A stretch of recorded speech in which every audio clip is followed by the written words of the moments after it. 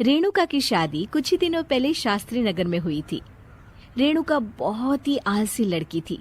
वो दिन भर बेड पर सोती रहती या फिर मैगजीन पढ़ती रहती और घर के काम भी धीरे धीरे ही करती। एक दिन उसकी सास उसके पास आती है। बहू, आज बेसन का चिला बना दे, बड़ा मन कर रहा है। हाँ मम्मी जी, बनाती हूँ थोड़ी देर में। थोड़ी देर में? अरे थोड़ी देर में तो रात के खाने का वक्त हो जाएगा बहू। अच्छा मम्मी जी, तो फिर आप रात का खाना ही खा लीजिएगा ना। हे भगवान, कैसी आलसी बहू मिली है मुझे, हर काम को बस टालती ही रहती है। रेणुका दिन भर बस आलस पना ही करती रहती। एक बार रात के खाने पर सब बैठे हैं तो रेणुका का पति कहता है, अरे ये क्या, आज फिर से करेला?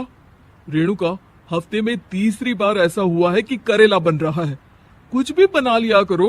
अरे इतनी सारी सब्जी मिलती है मार्केट में। हाँ, पर अब कौन मार्केट जाए और सब्जी लेकर आए, इसलिए जो था घर पर वही बना दिया। बहू, फ्रिज खोलकर देखती तो पता चलता कि सारी सब्जियां रखी होती है, पर तुम्हारा आलसपन खत्म हो तो तुम्हारी नजर जाए ना। विशाल कमरे में आकर रेणुका से पूछता है, रेणुका, मैंने कहा था तुमसे कि मेरे लिए रुमाल ले आना। मेरे सारे रुमाल खराब हो गए हैं। तुम ले आई क्या? आज नहीं गई, कल ले आऊंगी।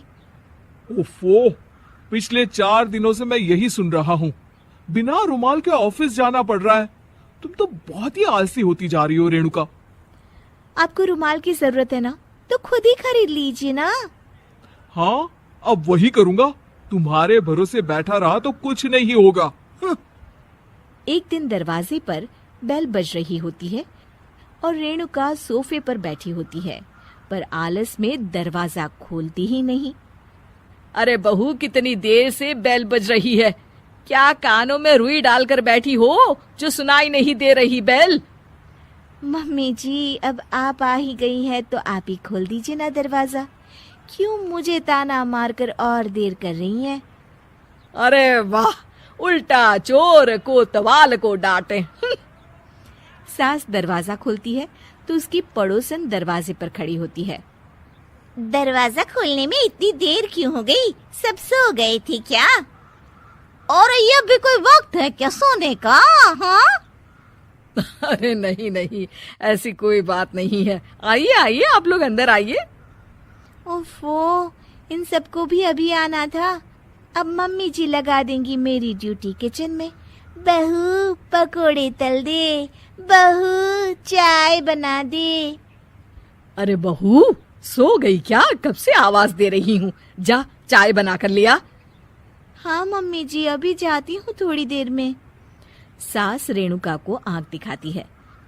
मतलब थोड़ी ही देर लगेगी चाय बनाने में, अभी ले आती हूँ, बस झटपट। रेणुका रसोई में जाती है और इसी आलसीपन में वो चीनी की जगह नमक डाल देती है। जैसे ही सब चाय का घूंट भरते हैं, चाय थूक देते हैं। थू थू थू थू, ये कैसी चाय बनाई है तूने रेणुका? इसमें तो सारा नमक भरा है। हाँ, और ये पकोड़े, इसमें इतनी मिर्च है कि मेरी तो हालत ही खराब हो गई खाकर। और रेणु जी, आपकी खातिरदारी में पहले तो कभी कोई कमी नहीं रहती थी, पर जब से आपकी ये बहू आई है ना, मामला कुछ गड़बड़ा सा गया है। हाँ हाँ, जहाँ आप इतनी एक्टिव हैं, वहीं आपकी बहू एकदम आलसी, एकदम राम मिलाई जोड़ी लगती है।